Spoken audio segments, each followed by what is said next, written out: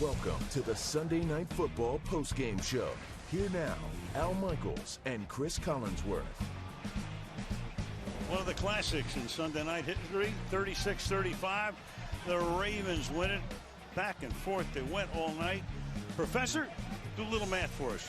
It's all about the analytics, right? If they convert that 4th down and 1, obviously 99% chance to win the game. If they're stopped, they're more than likely going to lose. Just a 33% chance. But if they had punted the ball, they still had a 60% chance of winning. And yet John Harbaugh said, I know what I have with my quarterback and my offensive line. We're making a statement right here, right now about this football team. And boy, oh boy, did it pay off. So they follow a wrenching loss, overtime, red-eye flight back home, all of the injuries, with a tremendous victory. Man, oh man. So they're 1-1 instead of 0-2. Nobody was going to be knocked out of the playoffs tonight, but still that would have been a bigger mountain to climb. Yeah, and I think one of the things that we have to acknowledge is that home field advantage is back. You know, we really are seeing now the impact of the emotion and the crowd that really wasn't here. Remember, a season ago, the home teams, I think, won more games than the road teams won more. And that is, when you stop and think about it, you go, that just should never happen. No, that's what happened last season in the aberrational season. Players of the game would be Jackson, of course. Hollywood Brown had 6 catches. And Olway with that forced fumble recovery, and 3 tackles. And we go to Michelle with Lamar. Lamar, 4th and 1 on your own 43.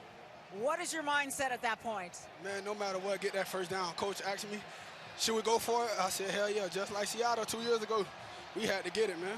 We had to get it. On the last scoring drive, you really seemed to put the team on your back and just run, put your body in danger, and even cartwheel into the end zone.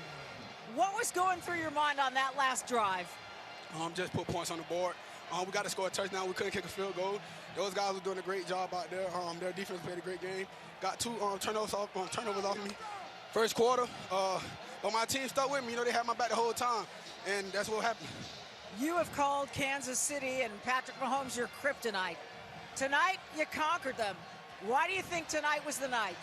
My team was out there. You know, it's a team effort. Everyone was locked in. You know, we lost last week on a Monday night in Las Vegas, and our guys, you know, they didn't peak. Everybody stayed focused. We dialed in all in one, and that's what happened. We came out with the dub. Hard game. With all the injuries, you managed to do it. Congratulations, Lamar. Thank you, Miss Michelle. I appreciate you. You got it. So he just said to Michelle, you want to go for it, is what Harbaugh says. Of course, the biggest upset of the night would have been if Lamar said no. But indeed he says yes, this is what happened. And that, in effect, how cool is that? Ended the game. How cool is that? The coach said, what do you want to do? Yeah. Knowing what the answer was going to be. But course. He put it on him to lead. Of course. From the author who brought you the Da Vinci Code comes Dan Brown's The Lost Symbol, a new Peacock original series. Streaming every Thursday. For more NFL coverage, catch Pro Football Talk. Mike Florio, Mike Golick. Streaming tomorrow at 7 a.m., but coverage continues from Baltimore right now with Sunday Night Football Finals streaming only on Peacock. Patrick Mahomes against Lamar Jackson, and boy, did this game live up to the hype. A couple of second-half takeaways by Baltimore, a 4th down conversion in the final minute, and the Ravens come out on top for their first win of the season.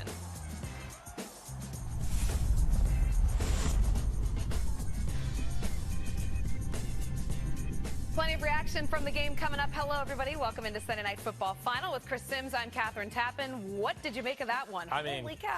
Crazy game. You don't see the Chiefs lose games like that, first off. You know, they kind of don't want to say gave it away, but Mahomes, a 4th quarter interception, the fumble at the end of the football game. Here's the thing I take away from the game. Everybody back off Lamar Jackson. Oh, he can't throw. Okay, no, he can throw. He threw the ball plenty good tonight.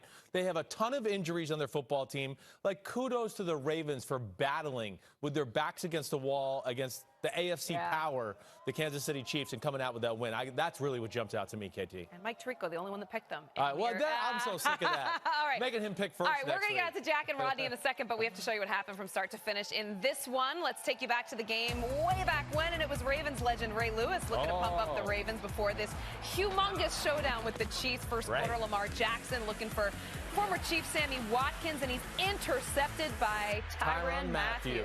First game back. I mean, you know, just like riding a bike. But here, this is not Lamar Jackson's fault.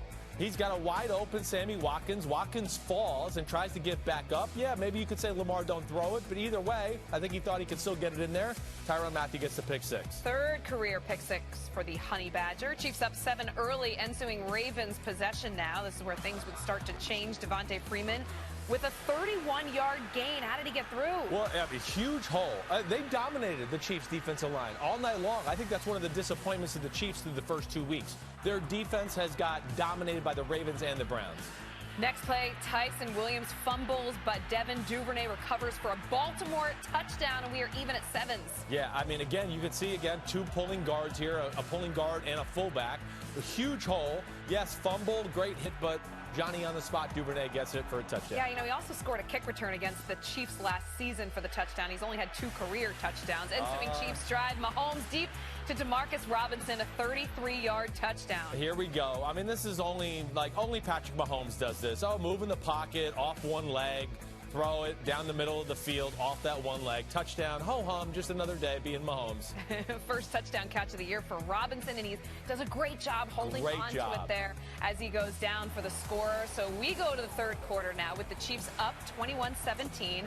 Mahomes to Byron Pringle for 40-yard touchdown. Kansas City up 28-17. Yeah.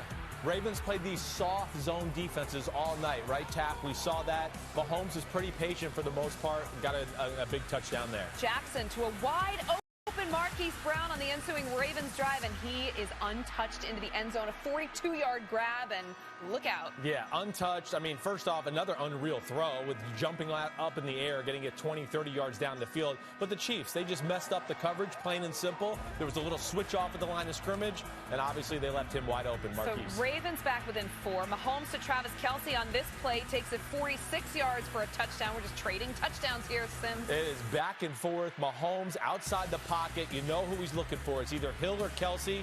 Kelce short. And, I mean, come on. The tight end to move like this, first off, covered. Oh, wait, let me work to get open after the scramble. Wait, stiff arm, you can't tackle me. I'm still running down the field. You can't tackle me. Another arm tackle, run over a guy, and then get in the end zone. I mean, that's why he's special. Hall of Famer, Travis Kelce. That's what he is. Third touchdown of the season for him. Third of the game for Mahomes. Later in the quarter, Mahomes looking for Kelce again, but this is going to be intercepted by Tavon Young. Yeah, I mean, Mahomes, we've seen him pull miracles off like this so many times before.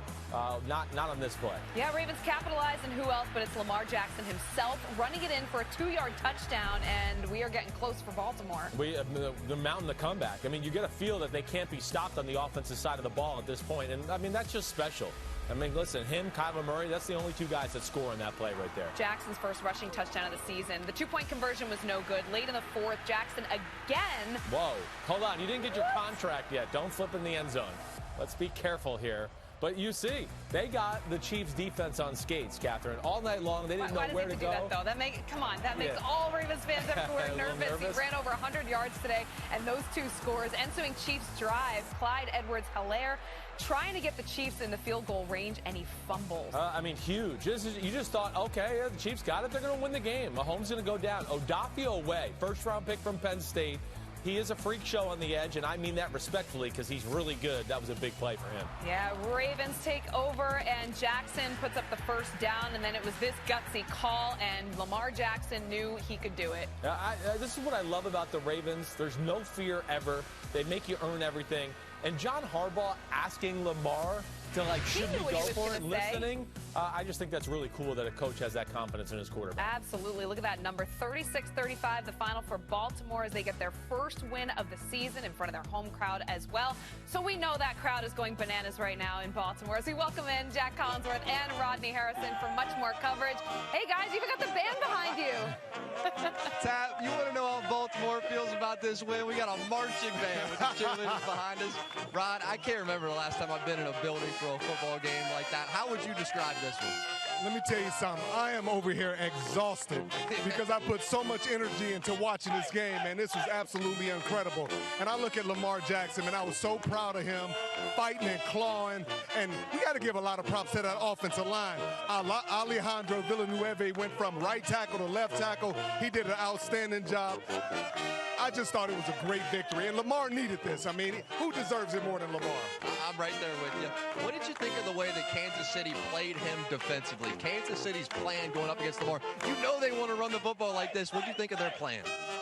I didn't really understand it because I thought they were going to really, truly try to load the box up and try to stop the run, and they just couldn't do it. And, you know, if we know Patrick Mahomes is great and he can score a lot of points, but at the end of the day, if this defense cannot stop the run game, they're going to struggle moving forward. One of the points you continue to make to me, and wound up being a huge factor in this game, how great Lamar Jackson is when you get down around the red area, down around that red zone. Why is he so tough to defend from a defender's perspective? If you think about it, first and foremost, they have so many weapons. Mark Andrews, they got, you know, wide receivers. And Lamar, they do, and the offensive line is really tough inside at the center and the guard positions, but he's just tough, man. You can't even tackle him in the open field. And then that will and that thirst to be great, he showed it here tonight, bro. From the Kansas City Chiefs perspective, take me from their side. They had a chance to go win this game late. They're driving down the field.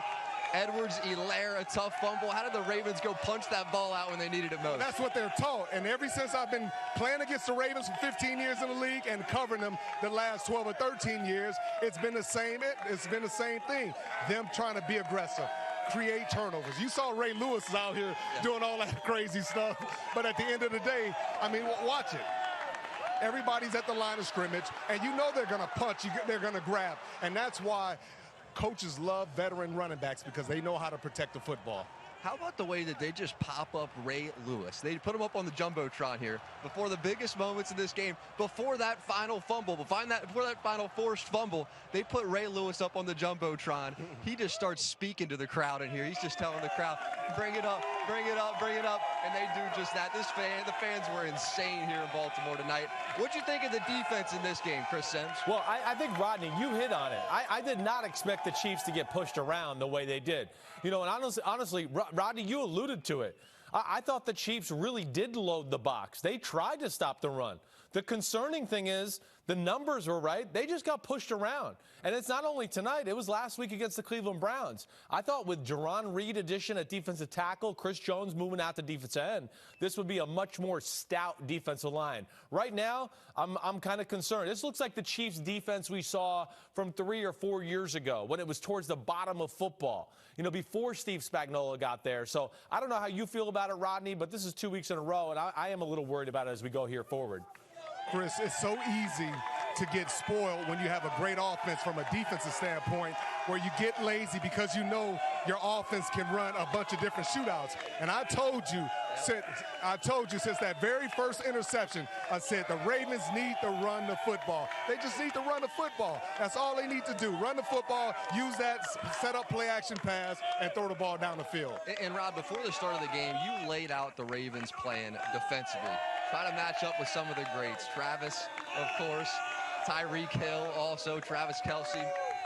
How'd that plan play out on the field? What did they try to do with those two? Well, I look at Tyreek Hill first and foremost, and I said put a corner on him and keep a safety deep. Jamming him, making his life miserable at the line of scrimmage. That's exactly what they did. Then they took a bigger lineman or defensive lineman, and they kept jamming Travis Kelce. And this is how you play him. You don't let them get anything deep. When they get deep and they make those big plays down the field, the entire team gets excited, gets ignited, and it's very difficult to beat them. And you were saying all along that Andy Reid doesn't mind these shootouts. He loves them. Why does he love them? Because he feels like he has the best quarterback on the planet. Yeah. He has these weapons. He's got the best tight end. He's got one of the best wide receivers. He's got a good offensive line. Yeah. What else does he need? And he has Tyrann Mathieu. And if he just ends up being the final team to have the football, they're going to march down the field, win the game. They marched down the field. You thought that they were going to win the game. It just didn't happen. Ball pops out. Ravens get the dub. Next thing you know, a marching band standing here behind us. It was crazy, man. Crazy tonight. Chris Sims, what do you got? All right, well, we got more Chiefs offense to talk about. And I think the first thing, I mean, hey, one thing that jumped out to me, you know, more than anything, and Rodney, again, he alluded to that, you know, the Chiefs offense, we saw them struggle against a defense, again, that plays deep zones, doesn't let you have big plays, like the Super Bowl against the Tampa Bay Buccaneers. That's going to be the big question about them as the year goes on. Do they have enough of an offense to bring defenses up to then get those one-on-one shots to Tyreek Hill? But the Ravens had a plan for Kelsey in a lot of big passing situations tonight. They definitely doubled him a few times. Rodney is right. They kept safeties back to help out Tyreek Hill. But that shouldn't be an excuse. A lot of teams are going to play the Kansas City Chiefs like this. The fact that Tyreek Hill just had that few of touches tonight, that does annoy me. Listen, he's too good. They got to find other ways to get him cheap touches, you know, just like we've seen other great offenses through the time of football. Just because they play a certain defense doesn't mean the best receiver in football should just be wiped out. So I thought that was a little concerning altogether, but this is something the Chiefs are going to see more and more. I didn't know if Baltimore can reinvent themselves and play these pass defenses.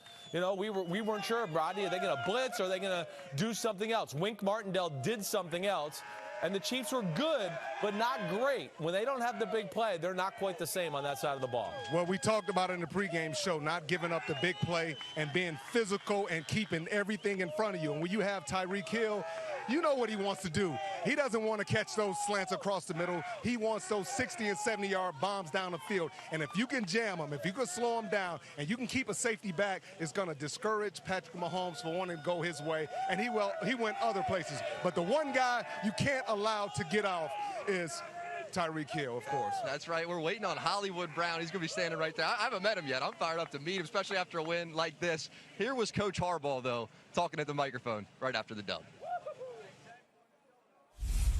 I'm speechless. Okay? That, first of all, congratulations. First of all hats off to the Chiefs because that was a great football game against a great football team. They're very well coached. They fight. They got players all over the place who play well. And that's just what makes it such a great victory because it's such a great opponent. I couldn't be more proud of our guys. You know, we've said it before, but I don't think I've ever been happier when we've said it. It's not perfect. It's not pretty sometimes. Usually, but it is us. That's how our guys play, and I want our guys to play just like that all year, just better at times, and we're going to get better at all the little things, but proud of our guys. We can mention guy after guy. I'm sure you'll ask me. Just proud of our guys, and we're moving on to Detroit. What questions you have? With the game on the line, you were captured on NBC as saying to Lamar, do you want to go for this? Was there ever any doubt? No, there wasn't, but maybe I wanted to be sure myself, you know. I knew he was going to say yes, so, but we were going for it at that point. Would there have been a doubt if it was any other player at quarterback, if he didn't have Lamar? Well, Mahomes, I bet they're going for it too with Patrick Mahomes. How about that? And I'm going to tell you this. John Harbaugh is a great coach. If anybody ever doubted if he's a great coach, you're absolutely crazy. Because this guy, all the adversity that his team has gone through, all the injuries, all the ups and downs, and this guy stayed steadfast. He continued to believe in his team, and his team believed in him. So I got to give a lot of props to Coach John Harbaugh. I thought he was absolutely outstanding, keeping his team engaged and keeping them focused. Rod, that's so well put. There's more to come from Baltimore, obviously. Hollywood Brown's coming up. Listen to this. This is a football town right here. Let's get it back into Captain Tappan. What's up, Ravens? I don't think we're going to get Jack out of Baltimore. I don't know, just throwing it out there. Raiders and Steelers both looking to go up 2-0 on their season. Ben Roethlisberger and the Steelers are coming off a win in Buffalo in Week 1, first quarter. Roethlisberger found himself under pressure here, and he heaves one deep, hoping to find a receiver, but he's intercepted by Trayvon Mullen. That's going to lead to a Raiders field goal. Yeah, just trying to do too much. I mean, this is Big Ben of 10 years ago, pulls that play off. But right now, Big Ben moving around, had his arm clipped just as he was throwing it. Yeah, careless decision by Big Ben Roethlisberger there. Later in the first, Roethlisberger dumps it to rookie Najee Harris. And watch this, he just absolutely tosses Jonathan Abram aside, gains 9 yards after. I mean, that is ridiculous. He is a beast. He is a large man. He's got power. He's got quickness to go along with it. And yes, it's not an easy task tackling him one-on-one. That's why they picked him out of Alabama. Second quarter now, Pittsburgh down 6-0. Roethlisberger going deep to Deontay Johnson for 41 yards. The Steelers' longest offensive play last week was 25 yards. How do you get this one? Well, if they get man-to-man, they're going to take a shot downfield. They got weapons at the receiver position. Juju Smith-Schuster on the little speed sweep here, touchdown. But if you leave Claypool, Deontay Johnson, Juju Smith-Schuster one-on-one, Big Ben's going to take a shot. Yeah, but bad news on the defensive side of the ball. T.J. Watt suffered a groin injury on this play. Fresh off that 4-year, $112 million extension, the two-time All-Pro did not return to the game. That'll be not easy to get back from. Groin injuries are a pain in the butt. They take a long time to heal. But this guy, Derek Carr, Catherine, on fire right now. Yeah, found his groove here. 30 yards to Henry Ruggs. Gets Las Vegas down to the 9-yard line. And just the start of Ruggs' big day. Next play, Carr drops it to Foster Moreau for the 9-yard touchdown. Raiders take a 2-score lead. Beautiful throw off the back foot. Nice little touch throw. And puts it in a spot where his guy can get it and no one can. The Raiders diced them up with intermediate pass game, surgical short passes. Derek Carr ends up being okay there, tweaking it a little bit. Tweaked it a little bit. Fourth quarter, Steelers down to mount a comeback. Roethlisberger finds Harris again. What a game he had. 22 yards for his first TD of his career. This is why they got him. They got him not only because of his ability to power run, but because he can do Le'Veon Bell stuff in the pass game that they had a few years ago, and then you have this whole thing. Yeah, this is just, we don't need gross. this. Yep, it's kind of gross. Right guard You Trey don't Turner spit in the spitting NFL. on Solomon Thomas. Refs are going to eject Turner for that move, rightfully so. And he and Mike Tomlin, they don't agree with the decision, but sorry, can't Yeah, when do you it. spit, you're done. It's like your co-host trying to throw a cake on you. It's just, it's over. Relationship's done. You came back, though. I'm shocked. Carr says he's good, and I had no choice. he was good. I got her flustered, everybody. Carr throws a deep post to Henry Ruggs here. It was the intermediate short passing game. The Steelers had to start taking chances to get up to cover, and now you see Henry Ruggs deep for the touchdown. John Gruden's Raiders moved to 2-0 for the second straight year. Let's hear what he had to say afterwards. Is it good for the confidence? I mean, everyone's like, well. Yeah, I'm not going to be a philosophical Socrates up here. We're all confident. We have a confident group. We were confident last year. We lost some heartbreaking wins, gut-wrenching, disgusting losses at the end of football games. So we have a long way to go. We're nowhere near perfect. God bless you. Sorry to interrupt you. For that, you can interrupt anytime. Pats and Jets love this matchup. Rookie QB Zach Wilson and Mac Jones, number 2 overall pick and number 15 from April's draft. First quarter, it's Wilson's first pass of the game, tipped and intercepted by J.C. Jackson. J.C. Jackson's awesome. He was all over this route right here. He ran the route for the receiver. Zach Wilson just can't throw it. This one, not on Zach Wilson. I mean, yeah, Corey Davis knows he should catch this. Goes right through both of his hands. But this was more of the problem throughout the day, Catherine. I mean, we just saw Zach Wilson, another interception. Where is he trying to throw that? Horrible decision right there. And the game's still within a 1-score game at this point. Yeah, 3 of his first 5 pass attempts on the day were intercepted. Third quarter, Jets down by 10, but they're still in it. And we've seen this one before. This time, Devin McCourty gets it. Yeah, the worst one of the day. Again, 13-3. This is not BYU anymore, where you got to make plays to keep your team in the game. It's the New England Patriots. They're going to make offense and the quarterback look ugly sometimes, and sometimes putting it or taking a sack is okay. Yeah, Kyle Van Noy out today. Tweeting there. Throat injury. Yeah, he chimes in on Twitter. And then Damian Harris doesn't go down. 26-yard touchdown. Patriots win their 11th straight game against the Jets. It's like the 2001 Patriots. It's like Brady defense, run the ball, control the clock, Mac Jones managing the game. Wilson had 4 interceptions on the day. He had 3 all of last season at BYU. So here's the quarterback comparison. Clearly the numbers in favor of the rookie Mac Jones. So big numbers here stand out to you, Sim? Well, I mean, the 4 interceptions is, of course, huge. But hey, Zach Wilson, I think we're going to hear Robert Saleh say this. It's not always going to be a highlight show. You're going to have weeks in the NFL where it's going to be, man, it's ugly, and we just got to find a way to win the football game, and don't let me lose it. And he'll learn that as he goes forward. All right, you queued it up. Let's hear what Robert Saleh had to say. When you have a rookie quarterback, and and they have a rookie quarterback too. I mean, shoot, it's just having confidence that it's okay to play a boring game of football. That's really it. And he is an electric dude. He's competitive as crap. He wants to win so bad, but sometimes it's okay to be boring, and that's probably the biggest lesson that we can take out of this one. All right, so Mac Jones, the more impressive quarterback of the 2 this afternoon, but can we talk about the Patriots defense? Yeah. This was clinical for what Bill Belichick is trying to instill in this team. What stood out to you most? Well, I think when it's all said and done, this is going to be one of the best defenses in football. They got tremendous size up front, so they can stop the run just with their front 7. but they're well coached and talented in the secondary. So they're going to make some plays every game, getting hands on the ball, interceptions. We saw it last week against Tua and the Dolphins. And I think that's the thing. Right now, we're looking, like I was kind of just saying at the end of that clip, it's old school Patriots. We're going to run the ball. Mac Jones just make a few plays here and there, and our defense is really going to shut down the other team's offense. And it's Belichick football at its finest. I mean, I think this defense is just going to continue to go in the right direction. All right, well, one person that would know a little bit about that New England defense. Let's bring back Rodney and get his thoughts. Rodney, you watched this game closely. What did you think about New England's defense and what they're trying to put in play in New England?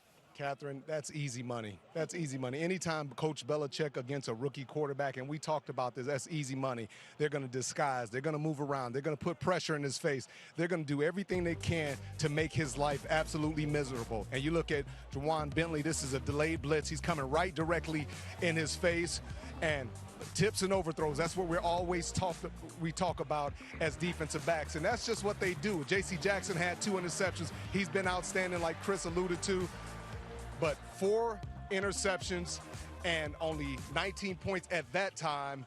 And Chris, you talked about the Patriots defense. They're going to get better and better. But the last 2 weeks, they couldn't stop the run. And that's something that's absolutely driving Coach Belichick up the wall. So they're going to have to find a way to stop the run, continue with the turnovers. But any rookie quarterback against Coach Belichick, that's easy money. I want to ask you about another rookie quarterback. Patriots defense, we expect these kind of performances out of them, especially going up against a rookie in Zach Wilson. But Mac Jones, this offense seems like it's at its best when he's throwing the football. How did he build on week 1 today? Well, they still have him throwing these short, intermediate routes. I would like to see him throw the ball down the field more. They're trying to be a little bit more conservative, trying to protect Mac. Mac is such a good rookie quarterback, you don't have to protect him. Let him loose. Throw the ball down the field. Let him do his thing. Chris Sims, what did you see from that Pittsburgh offense today? Well, I think the thing that Pittsburgh's still a work in progress. I don't know how much of the game you guys saw today, but there's no, what is their identity right now? You know, I still think they're trying to figure themselves out a little bit, and we're going to look at the highlights here. Let's check it out. But the one thing that jumps out to me more than anything right now, he had not been able to run the ball consistently. I mean, we know that. That was an issue last year. Big Ben is not the same guy from 5 and 6 years ago where he can just take over a game. But here's the one thing they got going for them. If it's one-on-one, like you see, and you go through the first 2 weeks of the year, it's one-on-one, they're going to take their shots down the field. Now, they come down with their share of them. But, again, what kind of way is that to live every down, every big down? Just one-on-one, shots down the field to great receivers that way. There's no system plays within the offense, Rodney, that jumps out to me. And, of course, they still have the same issues trying to run the ball and control the line of scrimmage. And that's just not Pittsburgh Steelers offense, in my opinion. I look at that offensive line, man, and I just look at that offensive line, and I've been covering the Steelers for a long time. I played against the Steelers for a long time, and to me, it looks like this is one of the softest offensive lines that I've seen from the Pittsburgh Steelers. I mean, Ben doesn't have a lot of time back there, and then he's trying to figure out where he wants to throw the ball to. His arm is no longer the same, so he can't look off the safety and come all the way back to the right side. And you look at Najee Harris, he's a great back, and he's a guy that can do everything they would like him to do. But at the end of the day, he can't run because they don't have an offensive line. Well, we got a guest joining us. Pittsburgh Steelers, great. We get back to that.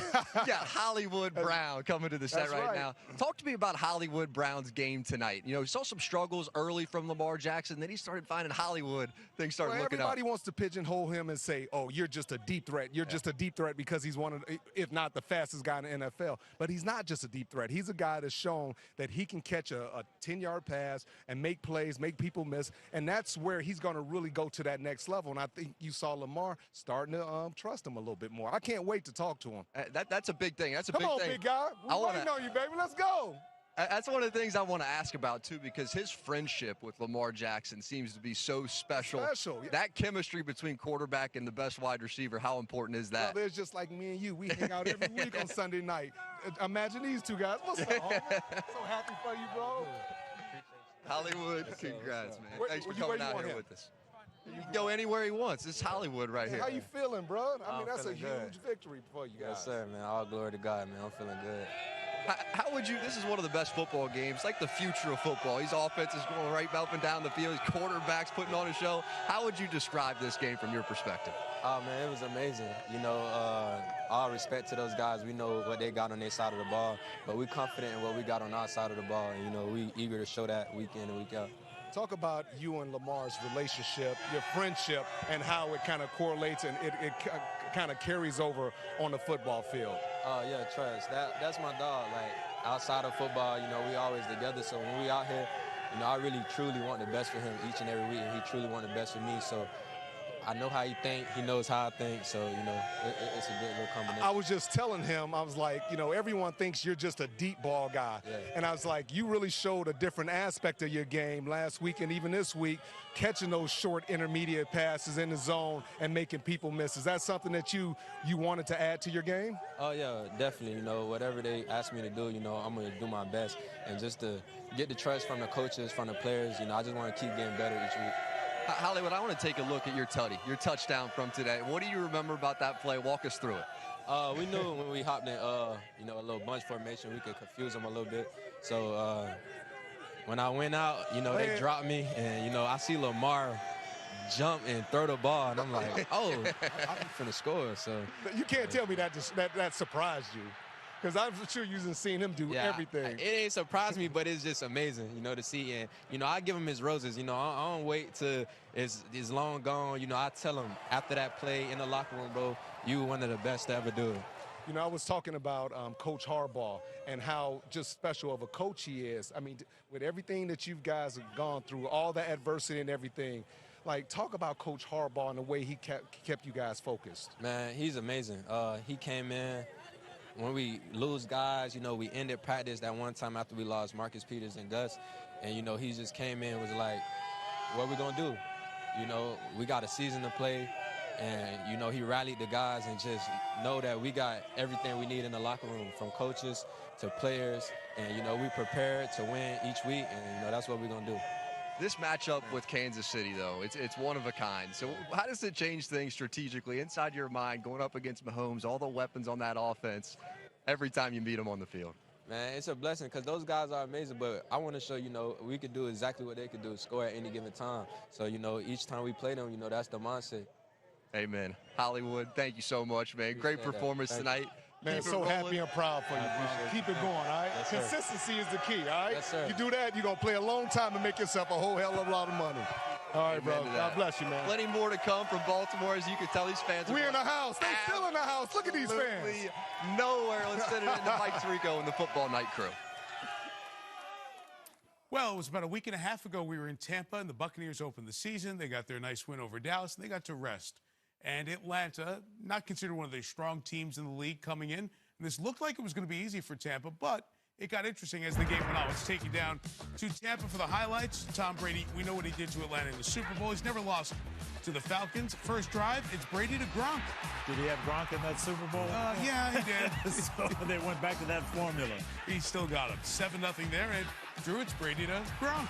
Wait, you mean he's throwing it to Gronk in the red zone? Yeah, amazing, huh? Surprise. 3 straight games, 2 touchdowns in 2 Falcons possession. Cordero Patterson takes it in. Yeah, this is a guy everybody has tried to figure out what to do with him. Looking good at running back there. Bucks up 7, final minute, it's Mike Evans. Looked like a slant. He runs a bunch of them down there, but then he whirls back out of it. So, Falcons are down 11. It's the second half. Matt Ryan trying to make a comeback, deflected by Vita Vea. Shaq Barrett the pick. Very opportunistic all day long on defense, the Buccaneers were. 3 picks of Matt Ryan today, ensuing possession. It's Brady to Evans. Nice catch by Evans going up. He's a fade machine down in the red zone. 18-point lead. Falcons do mount to comeback. It's Ryan to Calvin Ridley for 3 yards. They got back in the game with some great passing by Matt Ryan, and they didn't give up. And it's Cordero Patterson again. Effective. Great grab, too. That's one thing he can do, catch balls out of the backfield. They're now feeling it within 3 and doing it with Matt Ryan's legs. Are you kidding me? Yeah, Matt still got it. So all of a sudden, it's a 3-point game, but then Brady and the Bucks kick it back in. 5th touchdown pass of the day to Chris Godwin. They said this could be the biggest year of his career. He's certainly on pace now. Looking that way, 9 touchdown passes already. Ensuing drive, Ryan's intercepted by Mike Edwards. Defense for a game and a half really wasn't on it, but the fourth quarter they made some of these turnaround plays. You did not hit the 10-second back button. Ryan's intercepted by Mike Edwards again. Yeah, that defense, when they can pin their ears back and rush the passer, it makes it tough. 48-25. Brady's 9-0 against Atlanta. What a good one out at SoFi. The Cowboys, who lost that game to the Bucs in the opener, taking on the Chargers. And Dak and Justin Herbert, the whole gang on hand. And Ezekiel Elliott on the run for a first down, 10 yards there. And later in the drive, it's Tony Pollard with a run. A ton of passing against the Buccaneers, but they got the running game going today. 7-0. Cowboys 15-play drive to get it going. First time in 21 games they opened with a TD drive. Later in the first, it's Prescott to CeeDee Lamb, but Asante Samuel Jr. the pick. First career interception, kind of like his dad. There was a lot of juniors that had picks today. Right. Joe Horn Jr. and Asante Samuel Jr. Second-gen guys. All right, so late first quarter, you see the score at 7-3. It's Prescott to Lamb, 13 yards of the first down. Dak has just looked so comfortable throwing the ball. You'd hardly know he was injured last year. And there is Zeke getting to the end zone for a touchdown. One of his 16 carries on the day. Dallas ran it better in the first quarter than they did in the first week of the season. To the second quarter we go. Chargers down 14-3, and Justin Herbert kicks it back in. Mike Williams is a huge part of this offense. If he can stay healthy, that's what they need in order to take this offense to the next level. They go for 2 and make it 14-11. Here we go, second quarter, 4th and 5. You see that. Prescott looking for Amari Cooper. It's incomplete. Some contact there with Samuel. Some contact. There is. I would have to say that's pass interference. I'm a defensive guy, but he grabbed his arm. You are not wearing a striped shirt. There was no call. Mike McCarthy apparently agrees. To the third quarter, game won't leave it at 14. After a touchdown was called back for holding, Herbert looking for Keenan Allen, and DeMonte Casey comes up with a big pick. Yeah, that's tough for Justin Herbert. You're anticipating the receiver to cross the face of the corner. You let it fly. He falls down. To the fourth, Chargers looking for the go-ahead score. Jared Cook's got it. 2 yards, apparent touchdown, but called back for an illegal shift. And I didn't see that illegal shift. No, neither did Brandon Staley. Exactly. They kick the field goal, game tied at 17. Ensuing drive, Prescott to Elliott. Big first down here. Good job by Dak Prescott, spreading the ball around, finding completions. And this is the key one to Cooper for 12 yards in the first down. Into Chargers territory. Greg Zuerlein, the GOAT, a little bit for a missed extra point. A short field goal miss in the opener against Tampa from 56 yards. Zuerlein back to his Legatron ways. Huge field goal, huge win. Jerry and the Cowboys, 20-17 over the Chargers. Both teams 1-1. That's a big win for Dallas for a whole bunch of reasons. They play Philadelphia in the Monday nighter coming up. The ground game. We talked about at halftime of game 1 in Tampa. It was non-existent. Much different story here on Sunday. Drew mentioned it Thursday night, 2 weeks ago. They're playing a lot of RPO game, faking the run, throwing the ball. But today, they used those runners, and Tony Pollard really gave them a spark, Drew. Yeah, he did. He brings some juice to this offense. Zeke is really that hammer, but you got the lightning in Pollard. Yeah, Pollard had 109 yards on 13 carries. You put the two of them together, they ran the ball 29 times at 180 yards. That's a great formula. And then with DeMarcus Lawrence out on defense, where was the pressure going to come from? Micah Parsons, their rookie, he was the guy who generated it, stepped up, made some big plays. This was a huge win for Dallas. After playing well and losing in Tampa, you didn't want to play well and lose again and be 0-2. And I'm not sure if there was a team that there were more question marks about coming into this season, just based on the fact that a lot of starters hadn't played. You didn't know if Dak was going to be healthy. But the way that they've come out and played against two really good football teams on the road, I'm impressed with the Dallas Cowboys. And I think as they continue to evolve and get better, they've shown they can run the ball. You know they can throw the ball. I think this defense was the big question mark, and they're showing that they can play. Go ahead, Tony, I'm sorry. No, they're playing better. And Thursday morning before our game, I spoke to Dak Prescott. They were in our hotel, and I was worried. I told you guys I was worried. They're putting so much pressure on him. He's got to come through, and he told me, hey, I'm ready. I'm healthy. I'm fine. I'm looking forward to this challenge. And so far, he's looked great. Yeah. And we talk about their success, too, running the ball. No La'el Collins. Remember, their offensive tackle was out. So to do that without Collins, and back to Parsons, That's a big ad. That's the guy they invested the first-round pick. They really spent the entirety of their draft on defensive players trying to flip that thing around. Are you seeing better signs here? I am, and I was worried about that, too, because this defense for years was put together by Rod Marinelli, who used to coach for me in Tampa. Smaller guys, fast, and now they're changing the whole scheme of things. And they needed different types of players, and he was the piece, the cornerstone, and he's come through so far. Yeah, and I think that pass rush last year was tired of hearing about how bad they were playing. Right. And so they were amped up and ready to go this year. Certainly Micah Parsons has been a huge add, and they've been able to add some depth and a little more experience to the secondary. So they're just playing better as a unit. So big win for the Dallas Cowboys, where they have so many fans. It almost sounded like it was a split house. You know, the Cowboys have trained out for Oxnard for a long time. The fact to be out there with the Chargers, the home team, but Dallas getting a lot of support, getting the victory. Both teams are 1-1. Well, the NFC East, maybe it's a little bit better than last year. The NFC West is really good. You cannot afford a loss. Coming up as we continue, the story of what happened on this Sunday in the NFC West as Stafford and the Rams had to take it on the road, and Arizona is pretty good at home. Sunday Night Football final continuing here on Peacock. Supermarket sushi, really? No. Wait, Troy, you work here? I'm never not working. Like Head & Shoulders Scalp Shield technology, up to 100% dandruff protection, even between washes. Never not working, huh? Oh, Troy, you're such a good teacher. Yeah, I know. Never not working.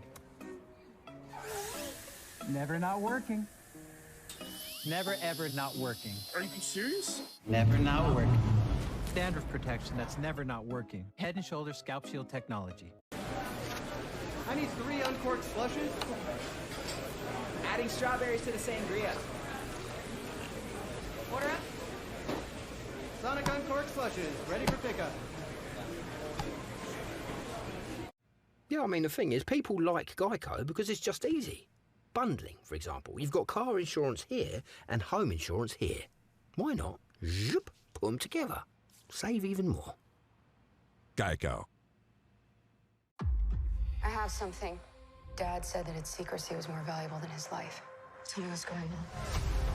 The people who took him want me to find a piece of a very old puzzle. Roman numerals? Like a runic variation. Wait, smart people. It's upside down. It's a cipher. For all who seek must also fall. You're in my world now.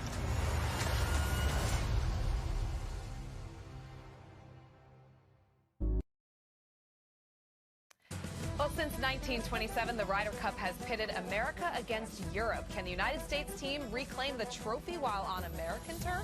It's the Ryder Cup next Friday to Sunday on NBC, Golf, and Peacock. And you can head to RyderCup.com for news, highlights, and much more. Let's send you back to Baltimore. Patrick Mahomes on the Chiefs' loss to the Ravens tonight.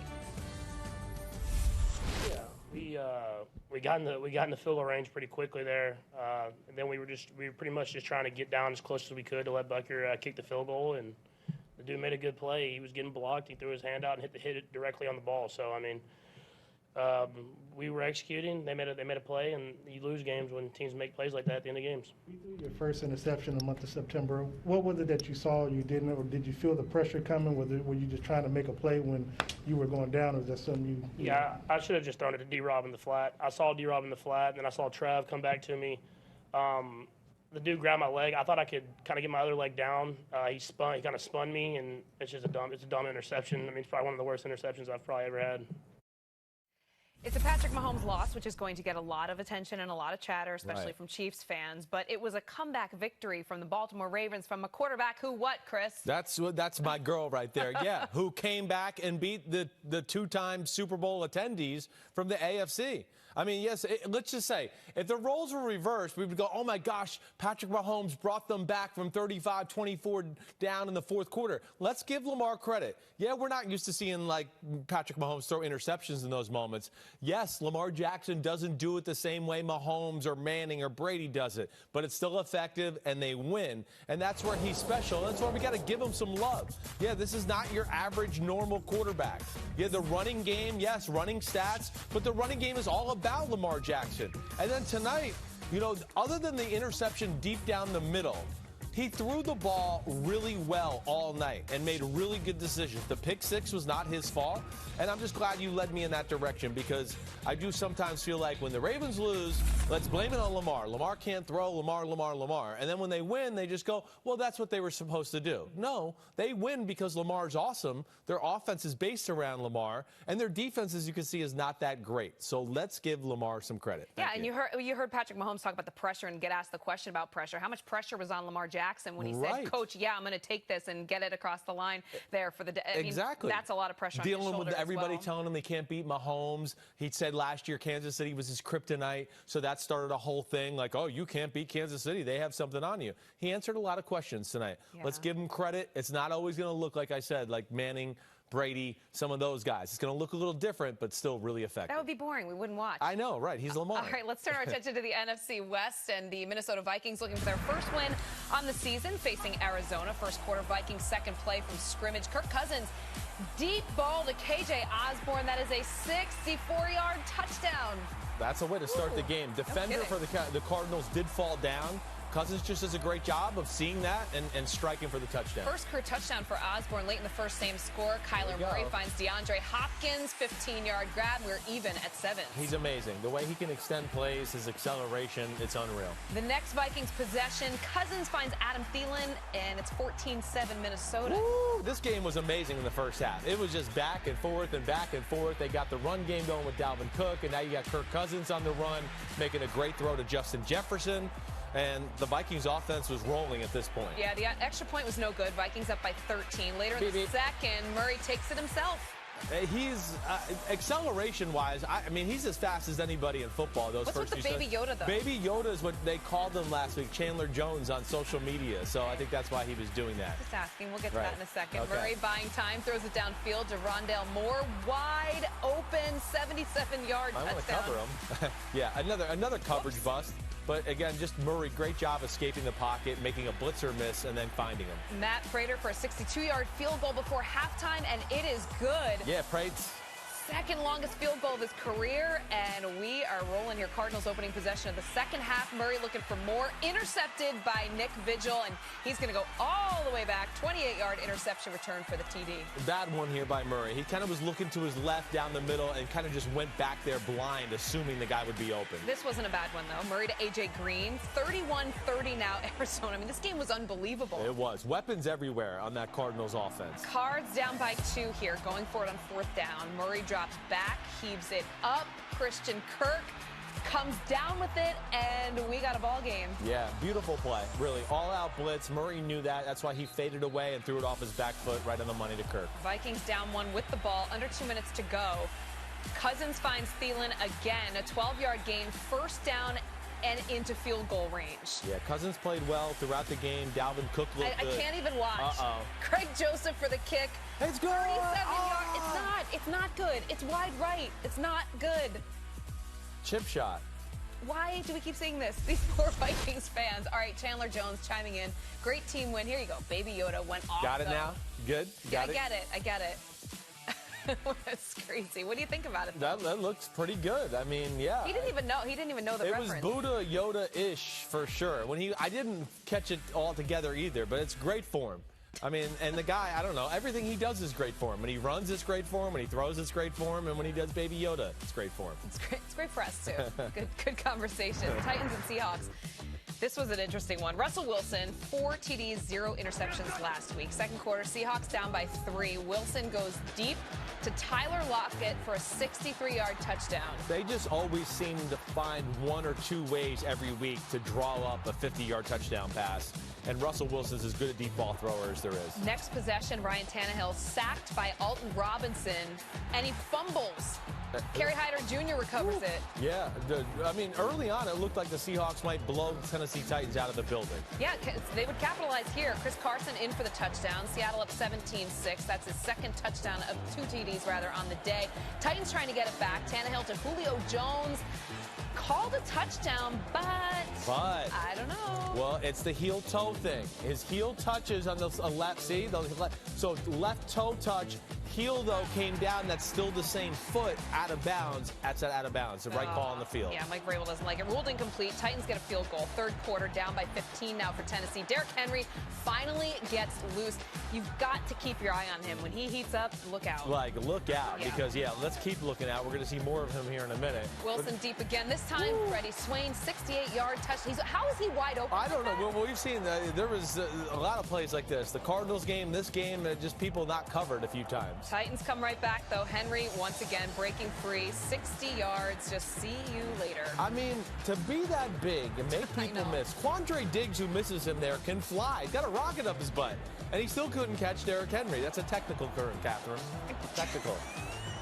I can't talk, but it was technical. Final minute, Titans down 7 at the goal line. Henry again, tie ball game. If you're a Seahawks fan, you're watching this, what are you thinking? Russell Wilson with the ball is a good way to start. Yeah, you're thinking, okay, we got to stop. And then you got to be thinking, wait, we're lucky we didn't get a safety here. He was very fortunate. They called his forward progress at the 1-yard line. But Russell, hey, it's third down. He's trying to make magic happen. I understand that. He's done that a lot of times, but that was almost a disaster. Yeah, Titans in good field goal range here. Randy Bullock seals the win. Tennessee scores the game's final 17 points in the win.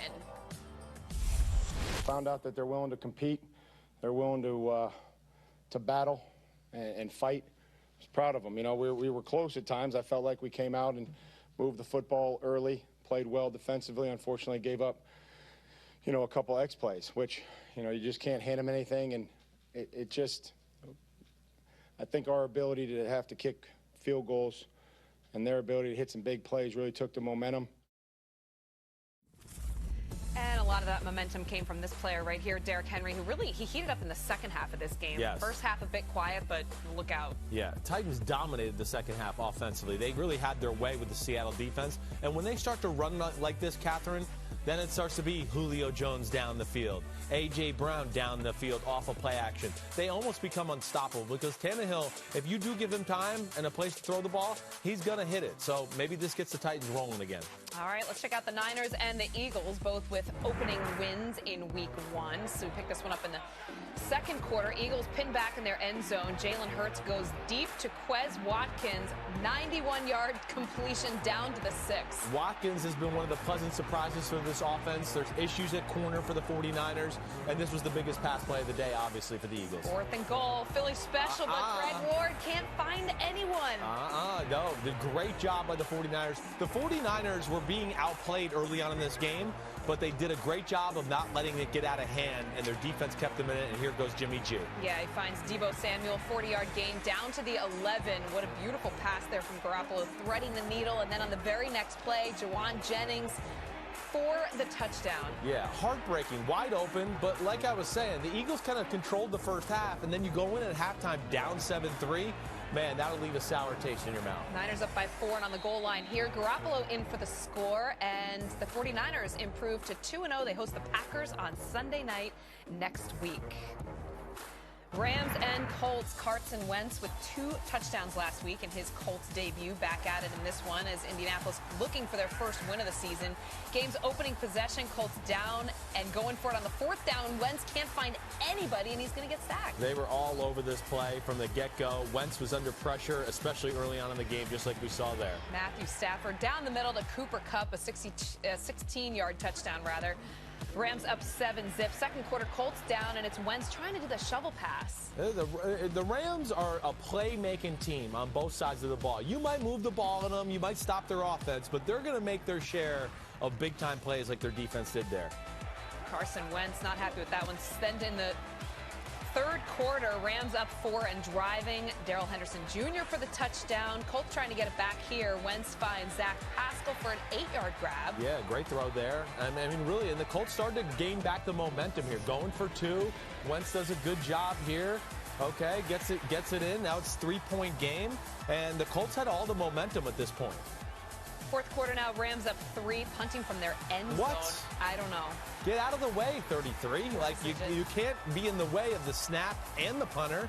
That, and therefore, that happens. Touchdown Colts. Stafford then, once again, what connection he had today with Kupp. Yes. 44 yards down to the 10. Yeah, the Cup and Stafford have they've been playing with each other for 10 years, and it's only been 2 weeks, but it's been awesome to watch. Yep, and they're going to do it again right here for a 10-yard touchdown. Rams back on top. Cup with his second straight game with 100 yards and a TD. That's what's, and here, we'll get back to Carson Wentz. Trying to make a miracle happen and gets hurt again. And wrapped up by who else but Aaron Donald. Hobbled over to the sideline, an ankle injury, was not able to come back. Colts would get a field goal to tie the game. Late in the fourth, they're down by 3. Indianapolis, Jacob Eason in for Wentz, and he's intercepted by Jalen Ramsey. Yeah, tough spot. Tough to be in that game at that moment against this defense and Jalen Ramsey for Jacob Eason, but that's night-night. All right, so the NFC West, they're looking pretty darn good, right? We just saw a handful of pretty good teams. So let's take a look at the odds to win the division presented by PointsBet. And when you take a look at all these teams, Chris, who do you favor? Well, I have the least questions about the Rams, right? Because I feel like they haven't played their best football yet. Matt Stafford's still getting used to things there. They're learning a new defensive scheme. Now, the 49ers, I do like them. They need better quarterback play. So the Rams would still be the team I would look at that are the most complete. The one thing that always scares me about the Rams, they are thin, so a few injuries could ruin their football team, more than other teams. But the 49ers, with the way they are in the front seven, not only on defense, but their offensive line really good. And you saw the struggles with, Seattle's defense today. You know, the Cardinals, we know they can make a whole lot of plays and are dangerous, but I'd like to see a little bit more before I start to crown them the champions of the NFC West, too. So I'm going with the Rams. You all right with that? You cool with that? I think I'm okay with that. Right, I think fans in Seattle and Arizona probably a little more disappointed today than they were after week 1. Yeah, the Cardinals got lucky, right, to squeak out. You know, the Seahawks blew a second-half lead. So you got the 49ers and Rams as two teams that have maybe played the most complete games, but I think the Rams have played the most complete to this point. All right. Well, you can download the PointsBet app and get better odds, daily promotions, and betting options that you won't find anywhere else. PointsBet is where you can live your best life.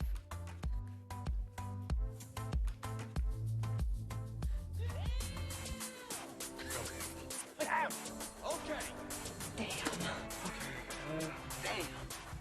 Okay. All right, here we go. You know, it's one of my favorite segments. It's damn. Okay, yes, this is something I do on my podcast, but you know, we want to break down and give some love to some guys who did some special things today. Derek Carr, damn, okay, he's a baller right now. Let's watch what he did. I mean, he was surgical against the Steelers today. A lot of 5, 10, 15-yard completions, really picked apart the defense throughout. Didn't make any bad plays, didn't let Blitzburg get to him, strip sack fumbles. And then, of course, when the situation presented himself, he struck with a big bomb down the field to Henry Ruggs that ultimately ended up closing out the game. So 2 weeks in the year so far, and Derek Carr's been one of the best quarterbacks in football. So damn, okay, Derek Carr. Who you got there, big Rodney Harrison?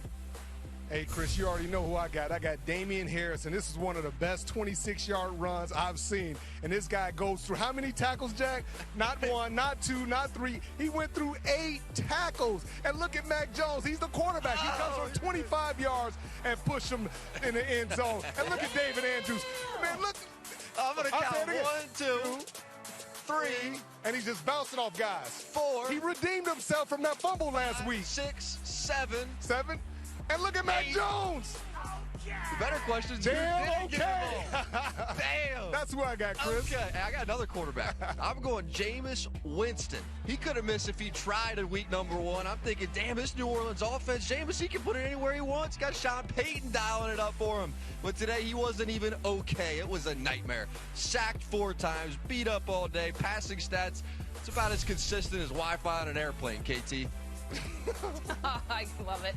All right, I'm going with Steelers rookie Najee Harris. Not messing around here. His home debut at Heinz Field, and he just absolutely stiff-arms Abram. A just unbelievable play from him. He went on and scored his first touchdown as well of his NFL career. And damn, okay, I see you, Bama. I like it. Yeah, pretty good. I want him to come to my house when someone asks my daughter out on a date. He can throw that stiff arm out and get him out of there. Nope, you can't come here. Sorry. All right, let's get you back to the highlights. Houston and Cleveland. Baker Mayfield looking to avoid starting 0-2 for the first time in his career. And It was a tough start for the Browns this afternoon. Mayfield hits Jarvis Landry for a 9-yard gain, but Landry would get hurt on this play. Oh, man, hurt knee, it looked like here, that bothered Jarvis Landry. We didn't see him again. He exited the game with a knee injury, did not return. Empty opening drive for Cleveland. They get a second chance. Andrew Roberts muffs the punt. Cleveland regains possession. Yeah, I mean, give Baker Mayfield in this offense the short field. I have a hard time thinking they're not going to score. There's too many weapons, and he throws the ball at too high of a level right now. And then 2 plays later, it's the fullback, Andy Janovich, with a 1-yard touchdown. Wow. Cleveland up 7-zip. Yeah, Cleveland looking good.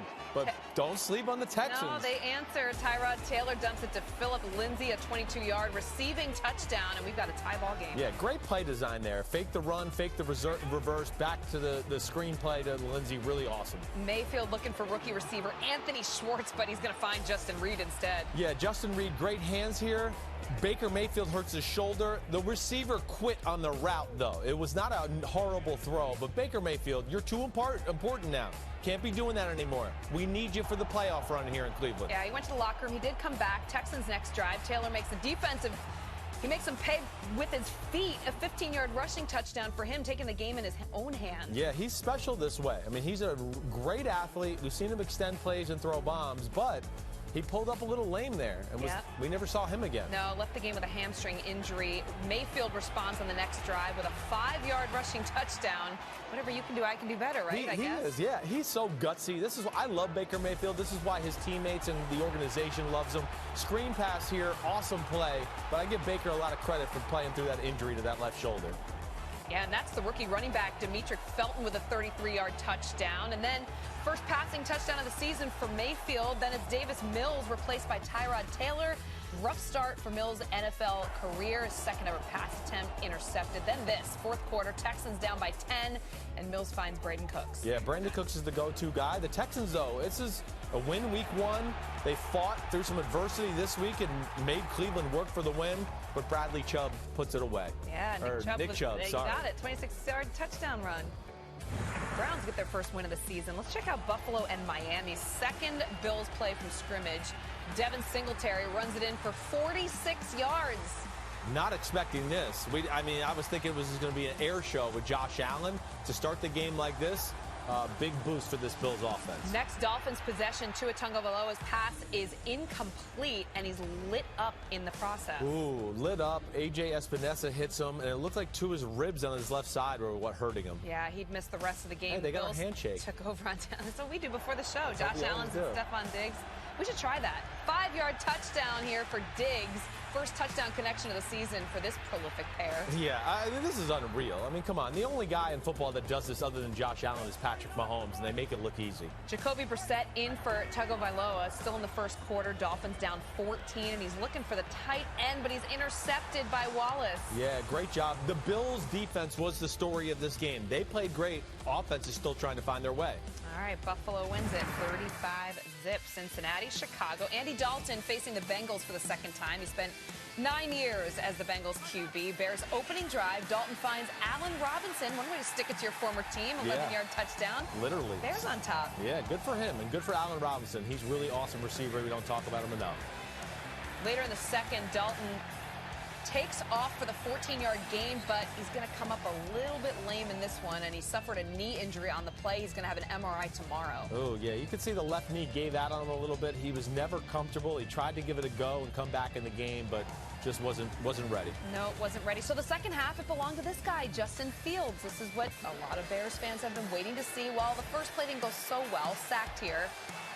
No. Had the ball knocked out by Trey Hendrickson, and Logan Wilson tries to scoop it up, but Fields ends up managing to land on top of it. Good job by him. Saves the potential turnover, not bad. Ensuing Bengals drive then. Joe Burrow finds T. Higgins, but Eddie Jackson knocks the ball away.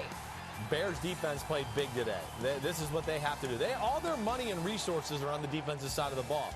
They're supposed to play through the Chicago Bears old-school defense to win football games. Burrow looking for Tyler Boyd here, and he's intercepted by Roquan Smith, who takes it all the way back. The 53-yard interception return for the TD. How about the Bears, 17-3 at this point? Right, and then Burrow went through a stretch where he throws 3 interceptions in a row.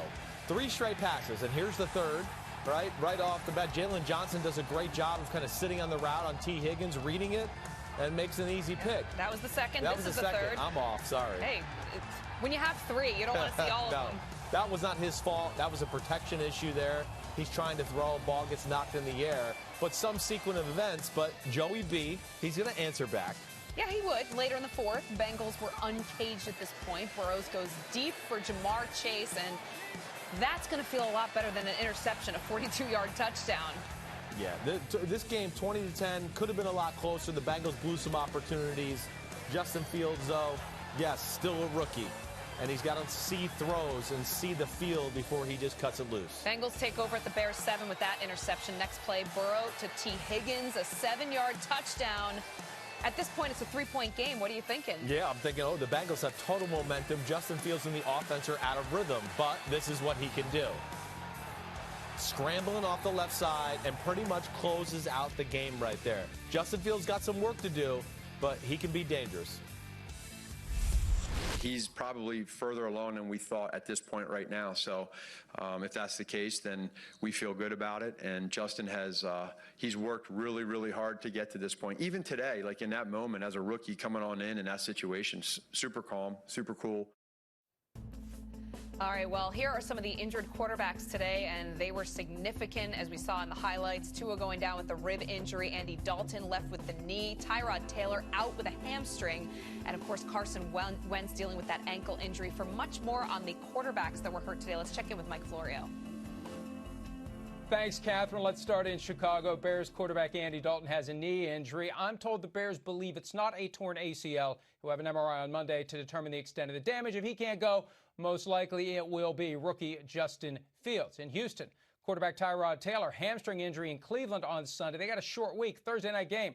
Coach David Culley was asked whether this means Deshaun Watson, who's essentially on team-instituted paid leave, would come back and play. Culley said, we'll see. I'm told it would be a major shock if it's anyone other than rookie Davis Mills if Tyrod Taylor can't play. Carson Wentz, Colts quarterback, ankle injury to the foot other than the one on which he had surgery before the season. Tests on Monday. Jacob Eason is the guy, at least for now, if Wentz is out. If Wentz is out an extended period of time, don't be surprised if we start hearing more talk of Nick Foles possibly being traded to the Colts. And finally, Tua Tagovailoa, rib injury early in Sunday's loss to the Bills. X-rays negative. Tests Sunday night and Monday. Unclear how much time, if any, he will miss. Jacoby Brissett is the backup. But if Tua's going to be out for an extended period of time, get ready for those Deshaun Watson rumors to start firing up again. Catherine. All right, Mike, thanks. Broncos and Jaguars. Trevor Lawrence, first home start for the #1 overall pick.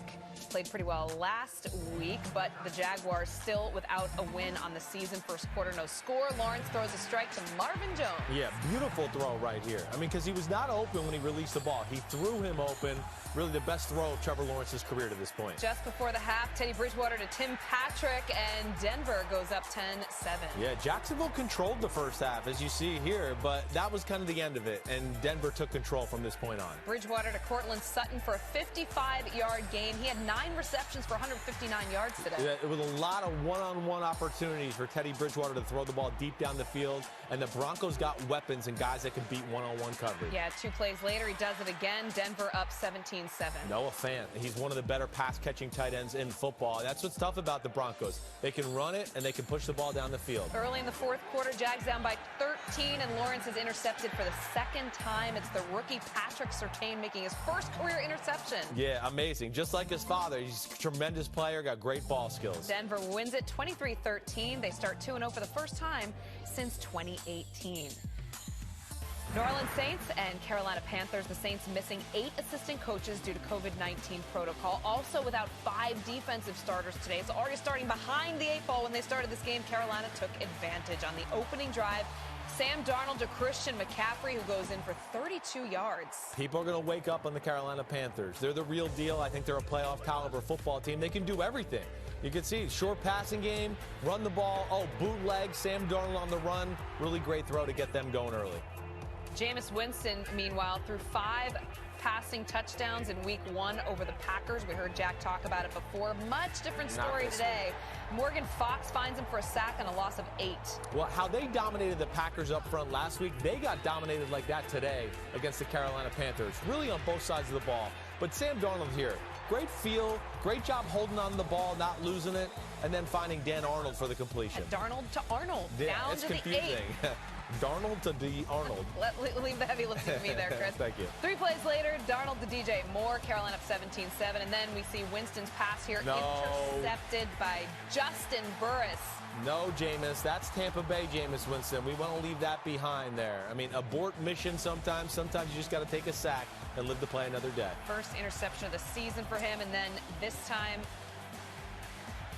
sacked by Daquan Jones, turnover on downs, and the Saints offense 38 points in week 1, only 7 points in week 2 as Carolina goes to the win.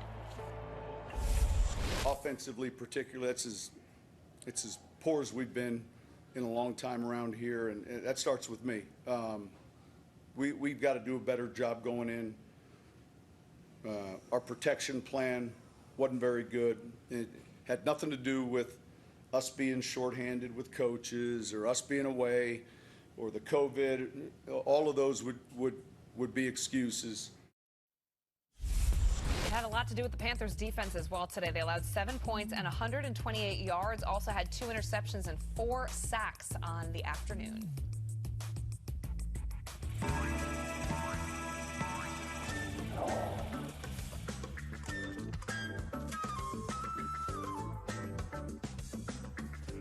All right, here we go. It's time for In the Weeds with Chris Sims, presented by Under Armour. That's right. Yeah, we're getting in the weeds on this one, on the Carolina Panthers specifically, all right? And Carolina, both sides of the ball, they have talent, they got creativity in the scheme, and they got a physicality that I like. It's why I kind of am talking about them as one of the dark horse contenders in the NFC. So let's break down some film here. Let's look at the defensive side of the ball here. You know, first off, rewind that. Just look at all the people at the line of scrimmage if we can, real quick. I mean, just go back a little bit. The pursuit you see here, there's 9 guys at the line of scrimmage. This run has 0 chance of working. All right, go ahead, guys. That's good. We've seen enough of that play. Let's go to the next one. We're good with the next one. I want to draw on this one, though, this next play we got, because I just would like to show you, first off, how much talent is on this team right here. First rounder. I mean, Derek Brown's in here somewhere as a first rounder, freak second rounder. So they got talent across the board, and they force the issue. They're not going to let you just run the ball on them. There's Hassan Riddick. Yes, former top 15 pick from the Arizona Cardinals. So physically have all the skill and talent you want, but then have creative blitzes like we see right here, where they stressed out some of the rules of the New Orleans Saints offensive line and pass protection plans throughout the game. Defense, I love them. They got length and size up front. They got athleticism at the second level, and they got some pretty good cover corners with J.C. Horn and of course, some of the safety play we talked about too. Now you got the offense. And a little bit like the defense, there's a lot of things to worry about. First off, it's just a power run game. You know, they can just come off the ball and blow open a hole, and then we know this guy, Mighty Mouse, Christian McCaffrey, is capable of ripping off a 15 or 20-yard run. You know, here a little misdirection. They make it look like the run we just watched, but then they give him a cutback lane. It's a design cutback, so good creativity there. Then, hey, I just want to go back here. Let's break this down just for a second here, if we can rewind this real quick. Just like about right before he catches it. Yeah, right there is perfect. Let's do it. Here's Christian McCaffrey. He can go 3 different ways here. He can break in, go that way, or go that way. He makes the right read. This play is all about him. I'm just telling you, they are not. I can't clear this thing. Clear. Thank you. Okay? But that play was for him. It was all window dressing just to throw to Christian McCaffrey. Great play design and understanding your matchups. Here's another one. It's really a high-low design for DJ Moore on the linebacker. If the linebacker goes back to DJ Moore, he'll throw it to Christian McCaffrey. If it's the other way around, then he'll throw it to DJ Moore like he did. But the Carolina Panthers are a team to watch out for in the NFC. They're one of my dark horses, and that was In the Weeds, presented by Chris Sims and Under Armour, more importantly. This is just disturbing, the video. I mean, if you're somehow looking for more of Chris Sims, I guess you could find him. You can catch new episodes of his podcast, Chris Sims Unbuttoned, Tuesdays and Thursdays from 7 to 8 Eastern right here on Peacock. And, of course, wherever you download your podcasts.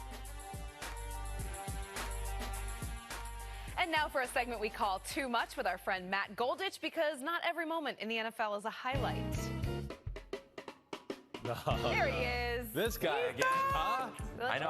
I'm as surprised as you guys are. I know can't you believe live. I'm Don't back for week forget. 2. That's right. Yeah, you do. All right, let's get to it, guys. Let's go to the city of brotherly love because there were some pretty gutsy 49ers fans there draping some paraphernalia over the Rocky statue. That is something I wouldn't do in Philadelphia, but hey, Niners fans did it and they won the game too. Yeah, I haven't seen Rocky overwhelmed like that since his first fight with Clubber Lang.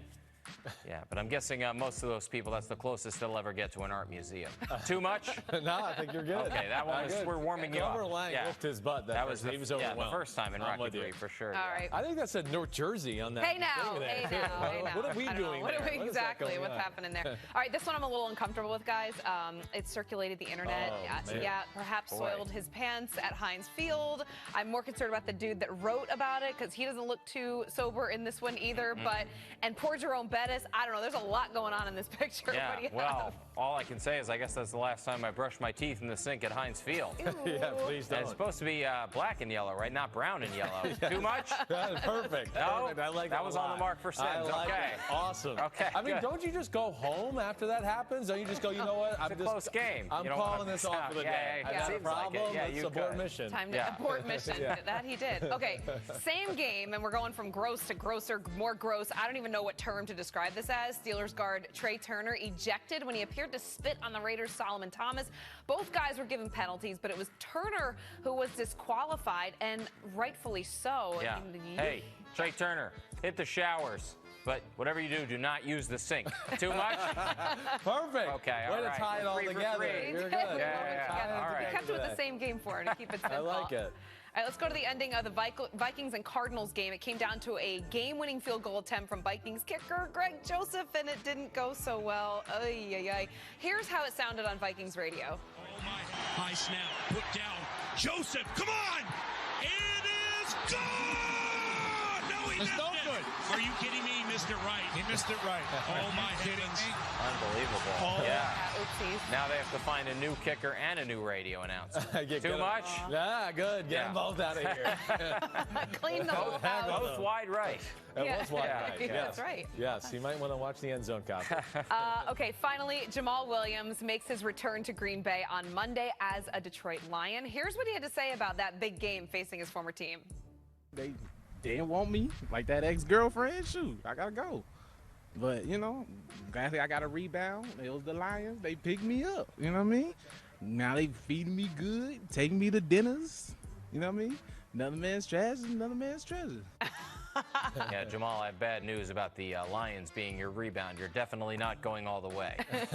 Hey, it's not your fault the Packers dumped you. That's what happens when Aaron Rodgers tells the front office, keep this guy. Is that too much? I'm sorry. No, it's good. Okay. I like the all the way part. Yeah. Only second base for the Lions, right? Yes, that's about as far as, if lucky, yeah. Okay. Matt, good to have you, buddy. We're going to take a short break. to But be before here. we do, Yeah. we're going to show you the real fan that was at the boy. Steelers game today. No, Too I much? would have left. I would already left. Where's my wipes?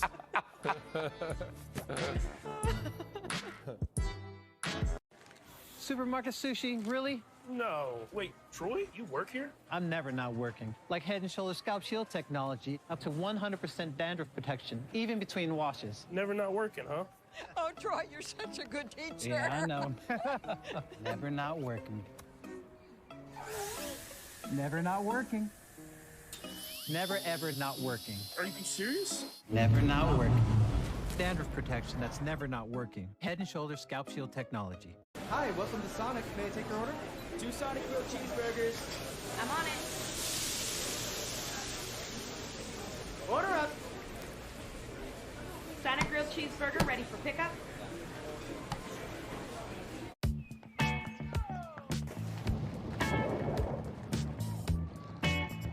Why go back to reality when you could go back to the pool? The last day of vacation is still vacation. With guaranteed 4 p.m. checkout at over 1,200 fine hotels and resorts properties. One of the many reasons you're with Amex Platinum.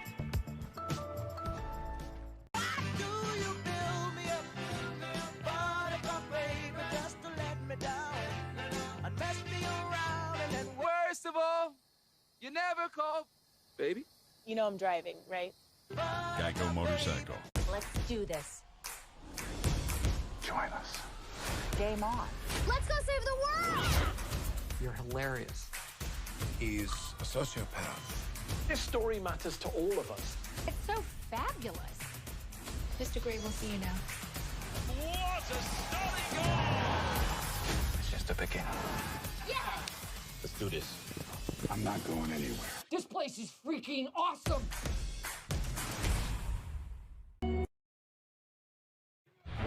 All right, don't try to make too much out of it. Just do your job. Rod, it's time for one of the great segments that we do. It is called Did His Job. I think it's so appropriate where we're going to start with this one. Zach Wilson, all the buzz he had coming out of the preseason, but he had the New England Patriots, a place where this segment began. Did they do their job in the secondary? Absolutely. In the secondary, they did their job. They had 4 interceptions. J.C. Jackson was tremendous. He had 2 interceptions. Oh, yeah. And if you just saw these guys flying around, making plays, confusing them, tips and overthrows, just grabbing picks out of the air. And a lot of times, these young rookies, they're so used to having success in college, they feel like they can come to the pros and make those same throws. They don't understand the speed of these guys. These guys are getting paid a lot of money to stop them. And I know he'll know next time not to play with Belichick's defense. And Rod, my guy Joe Burrow, he's got this brand new mouthful of teeth. I hate to blow up his spot like that, but he's got this brand new mouthful of teeth. Great week 1. Everything looks like it's going perfect there in Cincinnati. He's going to go play the Chicago Bears. Andy Dalton, the Bengals' old quarterback. His job, what happened? It wasn't good. I mean, you think about it, at one point in time, he threw the ball 3 times, and he threw 3 interceptions. And I'm sitting there looking at you like, what's wrong with Joe Mixon? You're from Cincinnati. Why won't they commit to running the football? They're paying Joe Mixon a lot of money. They have to run the football. He's going to be a good quarterback. He'll learn from this. They got a lot of weapons. But at the end of the day, sometimes if your quarterback is off a little bit, you got to run the football and do something different, Coach. Micah Parsons.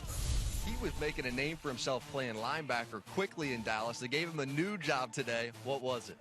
He was outstanding. It's hard enough to come in as a rookie and start at middle linebacker. But then they moved him to the left side where DeMarcus Lawrence, he got hurt, so they're playing him at defense end. He was outstanding today. Constant pressure on the quarterback. He got a sack, and he just showed his versatility. But he definitely did his job. You think about how difficult it is to learn middle linebacker and to move the second week of the season and go to defensive end and make an impact. He should be getting $100 million. I want to take this thing to L.A. right now. Kenny Young, he got fired up for the Rams over there on the goal line.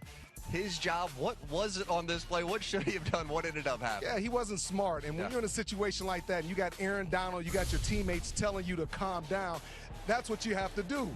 You have to calm down. And you see him yelling and screaming at the officials. They throwing flags. He bumps the official. You cannot put yourself in a situation or your team in that situation bumping a ref. You got to show more discipline and more restraint.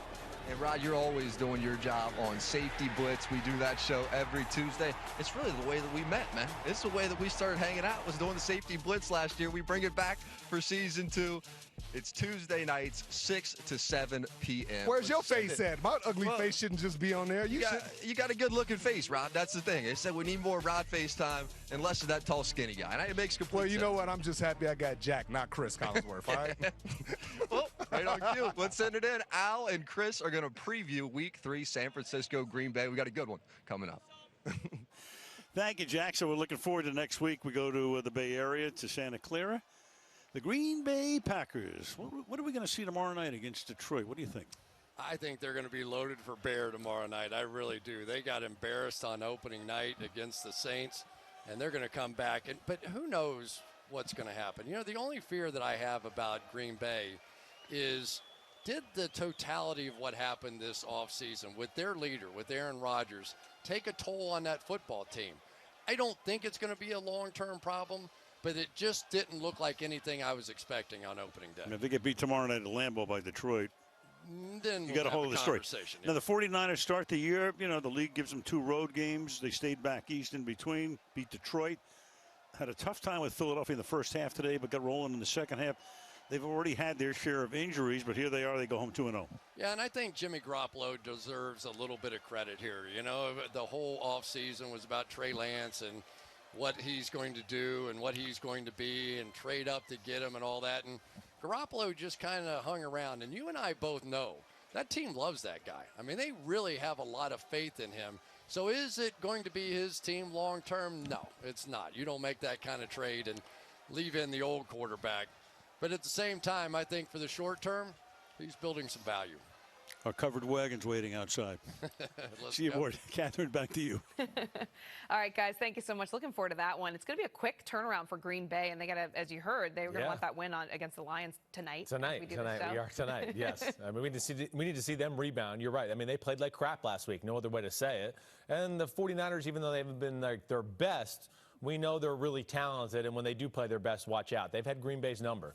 All right, been a busy day. Another week 2 in the books for the NFL. What's your lasting image of today, though? I think 2 things, like Derek Carr and Lamar Jackson. Derek Carr, 2-0, tore up the Ravens defense, tore up the Steelers defense. Lamar Jackson, he can't throw. If you have to make him throw, they won't win games. Well, they were down 35-24 to the Chiefs. And, yeah, it was a lot of runs, a lot of great runs, but they came back and won. We got to give them credit for that. All right, awesome. You know what my lasting image is? What's that? Can we cue it up? I don't know if they're ready for it. Are you guys ready for it? Sims in Pittsburgh? Do we have it? Come on. We don't have it? Good. Yes. I thought you wanted me at the bathroom? That's what you wanted? Just kidding. We do have it, and we're going to show it to you one more time. That was your lasting image. I would never do that. I'm a germaphobe. I would not. I know. You would never have your shoes I would have off. been The like... pants, maybe. The shoes, definitely not. Disgusting. And I have way thicker, better legs than that guy, okay? Sorry. All right, let's take you now to the lasting sounds from Week 2 in the NFL as we wrap things up here on Sunday Night Football Final. Mic check. All right, cool. What's up? Did you hear the boos? I mean, I'm not paying attention to it, but they should be booing, right? Hey, James, when you hear Mac in the huddle call the double pass you had there, your first feeling, your thought, what? Just better get it to him. 6 receptions, 5 rushes, backwards pass. Is this a typical James White game? Yeah, we'll see as the year goes on. 5 minutes late, but thank you. He kind of shot out the back door, and I was like, all right, here we go. I'm really tired. I don't really remember what I was thinking. I was just too busy screaming. I'm not going to be a philosophical Socrates up here. I was called a moron today, an idiot.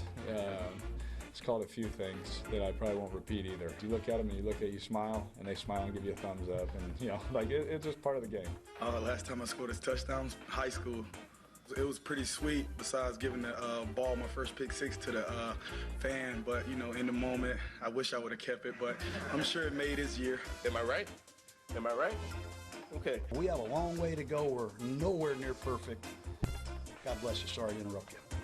No, I don't hear it, but I'm sure they're on the sideline like, man, we got to do something about Bosa. I'm thinking, let's throw it.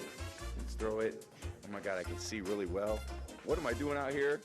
It doesn't come naturally to me, let me say that. Much easier for me to stand in the pocket and throw the ball than it is to scramble for a first down. I wouldn't even call it scramble.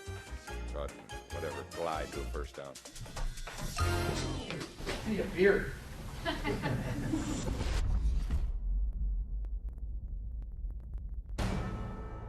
NBC Sports, home of Super Bowl 56. Thanks you for watching this presentation of the National Football League. It's time to hit refresh, to be buttoned up, to feel your best and look it by using Just for Men shampoo and hair color to eliminate gray in 5 easy minutes. It's time to look forward. Just for Men shampoo in color.